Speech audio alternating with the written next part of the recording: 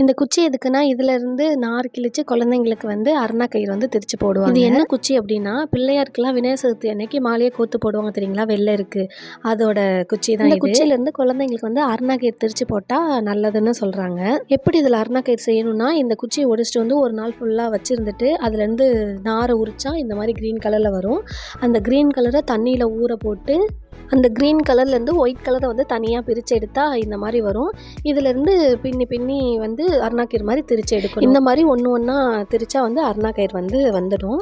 இதை வந்து அப்படியே குழந்தைங்களுக்கு போட்டா வந்து குத்தும். அதனால விளக்கெண்ணெயோ நல்லெண்ணெயோ வச்சு அந்த அரணா கயிறுல நல்லா மசாஜ் பண்ணா அது கொஞ்சம் சாஃப்டாயிடும். இதை வந்து நம்ம கட்டி விட்டு வந்து கட் பண்ணணும் அப்படின்னு அவசியம் இல்லை. அதுவாகவே இத்து வந்து கீழே விழுந்துடும். இந்த அரணா கயிறு வந்து வீட்டுக்கு வந்தோடனே கட்டுவாங்க.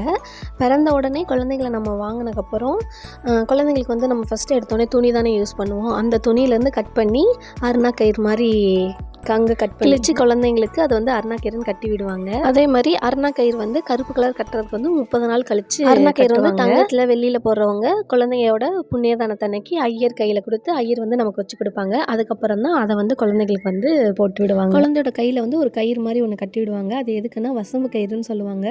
குழந்தைங்களை வந்து இதை மூக்கு கிட்ட கொண்டு போகிறப்ப சுவாசிச்சுன்னா ரொம்ப உடம்புக்கு வந்து நல்லது.